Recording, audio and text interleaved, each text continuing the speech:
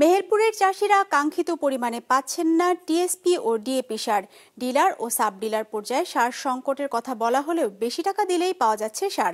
কৃষকদের অভিযোগ, কারসাজি করে দাম বাড়াচ্ছে ডিলাররা। ডেস্ক রিপোর্টে বিস্তারিত। ফ্রিজ, টিভি এবং এসিতে দেশের ১ নম্বর ব্র্যান্ড ওয়ালটন। সবজি আর বড় মৌসুমে ধান আবাদের জমি প্রস্তুত করতে সার প্রয়োজন হলেও সার সংকটে ভুগছেন মেহেরপুরের কৃষকরা। চাহিদা বেশি থাকায় সিন্ডিকেটের মাধ্যমে মূল্য বৃদ্ধির চেষ্টা চালাচ্ছে অসাধু মহল। কালোবাজারে বিক্রির মাধ্যমে কৃত্রিম সংকট তৈরি করা হচ্ছে সারের, এমন অভিযোগের সত্যতাও মেলে বিভিন্ন অভিযানে। আবার লাইসেন্স ছাড়াও সার বিক্রি করছেন অনেকে।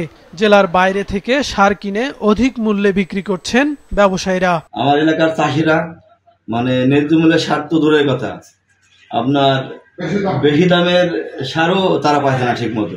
বিশ্বাস ট্রেডার্স নামে শাহিদুর রহমান লাইসেন্সটা করেছে, আনুমানিক 10 বছর আগে করেছে। আজ পর্যন্ত এখানে কোনো সার বেচা কিনা কোনো কিছুই হয়নি। সার উত্তোলন ও বিক্রির ক্ষেত্রে লাইসেন্সের শর্ত না মেনে ব্যবসা পরিচালনা করছেন অনেকেই। সরেজমিনে ব্যবসা প্রতিষ্ঠানের অস্তিত্ব ছাড়াই সার উত্তোলনের প্রমাণও মেলে। কৃষকরা জানান, নির্দিষ্ট এলাকার কৃষকদের মাঝে বিক্রি না করে অন্যত্র সার বিক্রির ফলে বাড়ছে দাম। আমার কোনো নিজস্ব লাইসেন্স নেই। আমি আপনার গত পরশুদিন উবাইদুলের কাছে 20 বস্তা কিনছিলাম, আর আগস্ট মাসে জন এন্টারপ্রাইজে কিনছি। এই দুটো ম্যাম সবাই বেচছে, ব্যবসা করছে, আর আরও তো দোকান আছে, সবার লাইসেন্স বাদেও তো অনেকে ব্যবসা করছে। সেই হিসাবে ব্যবসা করছে, কি করে খাবো?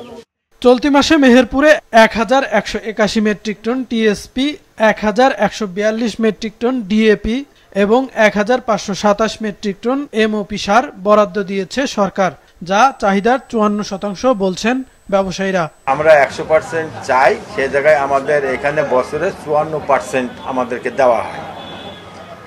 কিছু ঘাটতি থেকেই যায়। সার নিতে গেলে আপনার লাইনে দাঁড়িয়ে সার পাওয়া যাচ্ছে না। আবার হচ্ছে সার যদি 1700 টাকা 1800 টাকা বস্তা দেওয়া যায়, দোকানদাররা ঠিকই সার দিচ্ছে। সার সরবরাহ ব্যবস্থা তদারকির দায় কৃষি বিভাগের, বলছে বিএডিসি। কেউ যাতে সারের সংকট সৃষ্টি করতে না পারে সেজন্য বিভিন্ন সময়ে অভিযান চালানো হচ্ছে বলে জানায় স্থানীয় প্রশাসন। তবে দায় সারা বক্তব্য কৃষি বিভাগের।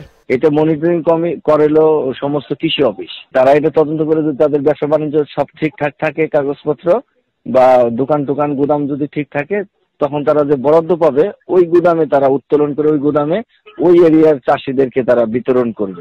আমরা যখনই এরকম কোনো সংবাদ পাচ্ছি যে কোনো জায়গায় কেউ অবৈধ মজুত করছে বা অবৈধভাবে ধরে রাখছে, যেখানে কৃষক পাচ্ছে না, সেখানে আমরা সাথেই চলে যাচ্ছি এবং চলে গিয়ে আমরা দেখছি যে যদি সেটা সত্যতা পাওয়া যায়, সেক্ষেত্রে আমরা সাথে আইনানুগ ব্যবস্থা নিচ্ছি। এবং এখানে ভ্যারাইটি টাইপের সার আছে, আপনারা জানেন, সেক্ষেত্রে যেরকম ব্যবস্থা নেওয়া প্রয়োজন আমরা সেই ব্যবস্থা নিচ্ছি। কৃষি সম্প্রসারণ অধিদপ্তরের তথ্য মতে মেহেরপুরে সার সরবরাহে বিএডিসি এবং বিসিআইসি ডিলারের সংখ্যা 100। কাউসার আহমেদ, বিজনেস রিপোর্ট, মাছরাঙা টেলিভিশন।